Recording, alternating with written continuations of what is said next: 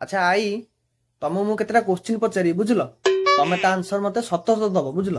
ଆଚ୍ଛା କହିଲ ତମ ବେଳେ ତମ ବେଳେ କିଛି ଫ୍ୟାସନ ଯୋଉ ଏବେ ଯୋଉ ଏମିତି ସବୁ ଷ୍ଟାଇଲ କରି ପିନ୍ଧୁଛନ୍ତି ଡ୍ରେସ୍ ତମ ବେଳେ ସେମିତି କିଛି ଥିଲା ଯେମିତି କି ବେଣୀ କରିବା କି ମୁଣ୍ଡରେ ଫୁଲ ଲଗେଇକି ମାନେ ତମକୁ ଏଥର କୋଉଟା ଭଲ ଲାଗେ? ବେଣୀ କରିବା ଥିଲା, ହଁ ଫୁଲ ଲଗେଇବା ଥିଲା, ହଁ ଏ ଫ୍ୟାସନ ନଥିଲା। ମାନେ ଏମିତି ଷ୍ଟାଇଲ ଫାଇଲ ଯୋଉ ଡ୍ରେସ୍ ଛୋଟ ଡ୍ରେସ୍ ଯୋଉ ପିନ୍ଧୁଛନ୍ତି ଫ୍ୟାସନ କରୁଛନ୍ତି, ଓହୋ ସେମିତି କିଛି ନଥିଲା। ଆଚ୍ଛା ତମ ବେଳେ ଏମିତି ଥିଲା ଯେ ଯୋଉ କହୁନାହାନ୍ତି ଏ ପୁଅ ଏ ଝିଅକୁ ଲାଇକ୍ କରୁଛି ଝିଅ ଏ ପୁଅକୁ ଲାଇକ୍ କର ତମ ବେଳେ ସେମିତି ଚିଡ଼ା ଚିଡ଼ି କର ମାନେ ସାଙ୍ଗମାନଙ୍କ ଭିତରେ ଚିଡ଼ା ଚିଡ଼ି କର ଏଇ ଦେଖ ସିଏ ପୁଅ ତତେ ଅନେଇଛି ଏମିତି ଏମିତି ତମେ ଚିଡ଼ା ଚିଡ଼ି କର? କିଏ ସେମିତି କରୁଥିବେ, ସମସ୍ତେ କଣ କରନ୍ତି? ତମ ତମକୁ ଛୋଟବେଳେ କିଏ ପସନ୍ଦ ଆସୁଥିଲା? ନା ମତେ କେହି ପସନ୍ଦ କରେ ନା, ମୁଁ କାହାକୁ ପସନ୍ଦ କରେନି। ପୁରା ପାଠ ପଢା ନା କଣ? ଆଚ୍ଛା ତମେ ଯେତେବେଳେ ସ୍କୁଲ ଫୁଲ ଯାଉଥିଲ ଆମେ ଯେମିତି ଥାଏ ସ୍କୁଲରେ ଆଜି ସାଙ୍ଗମାନେ କଥା ହେଇଯିବା ଯେ ଆଜି ଆମେ କ୍ଲାସ ଯିବାନି ଆଜି କହିଦେବା ମିଛରେ ଦେହ ଭଲ ନଥିଲା ତମେ ସେମିତି କିଛି ପ୍ଲାନ୍ ଫ୍ଲାନ୍ କର ନା ଯାଅ ଏମିତି କ୍ଲାସ ପୁରା ରେଗୁଲାର?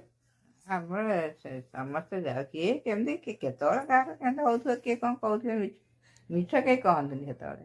ଆଚ୍ଛା ସମସ୍ତଙ୍କ ଘର ତ କୁଣିଆ ଆସନ୍ତି ତ କୁଣିଆ ଆସିବାଣି ଦେଖ ମାନେ ଆଗ ବେଳେ କଣ ଥିଲା କୁଣିଆ ଆସିଲେ ମାନେ ଘରେ ସବୁ ଆସିବ ମିଠା ସିଙ୍ଗଡା ବରା ସବୁ ଆସିବ ତ ସେ ଟାଇମ ରେ ପିଲାମାନଙ୍କ ମନ ସବୁ ଥାଏ କୁଣିଆ କେତେବେଳେ ଗଲେ ଯା ବଳିଥିବ ଆମେ ଟିକେ କେମିତି ଖାଇଦବା। ତମେ କହିଲ ମାନେ ଏମିତି କେତେଥର ନୁଚେଇ ନାଚେଇ ଖାଇଛ?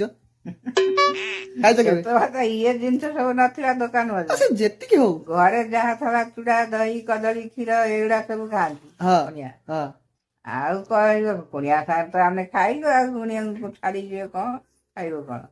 ସେତେବେଳେ ସବୁ ଅଲଗା ପ୍ରକାର ଥିଲା, ଏବେ ସବୁ ଅଲଗା ପ୍ରକାର ହେଲାଣି।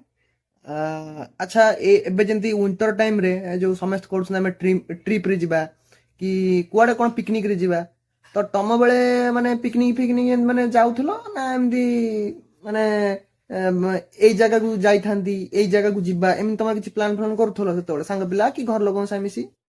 ଏମିତି ଯାଆନ୍ତି ଠାକୁର ଫାକୁର ଯେମିତି ହୁଏ ଦେଖା ଦେଖିକି ଯାତ୍ରା ଫାତ୍ରା ଦେଖିନ୍ତି ହଁ ଘର ପାଖାପାଖି, ଏତେ ସେତେବେଳେ ସବୁ ଝିଅ ପିଲାଙ୍କୁ ଛାଡୁ ନଥିଲେ ବାହାରକୁ। ଆଚ୍ଛା ଆଉ କିଏ କେମିତି ଖୁସିରେ ଯାଉଥିଲେ ସେମିତି, ଆଉ ତ ଗାଡି ଫାଡି ବେଶୀ ନଥିଲା। ହଁ ହଁ ଏବେ ସିନା ଗାଡି ଘୋଡା ହେଇଗଲାଣି, ଦୁନିଆ ଆଡେ ଯାଉଛନ୍ତି, ତ ଯୁଆଡେ ଯାଉଥିଲେ ଚାଲିକି ଯାଉଥିଲେ, ହୁଁ।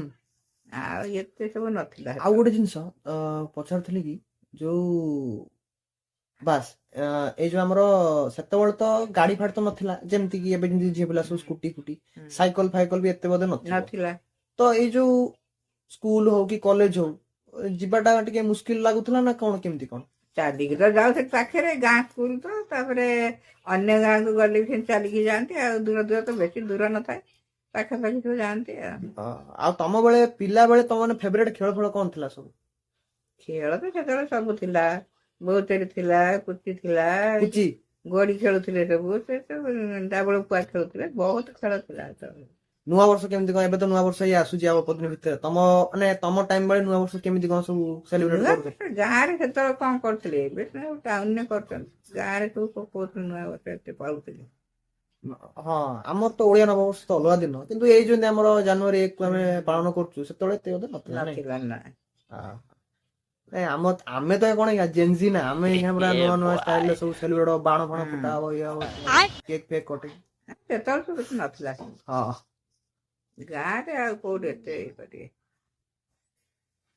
ହଉ ଆଇ ଭଲ ଲାଗିଲା ତମ ସହିତ ଆଜି କଥା ହେଇକି ଧନ୍ୟବାଦ।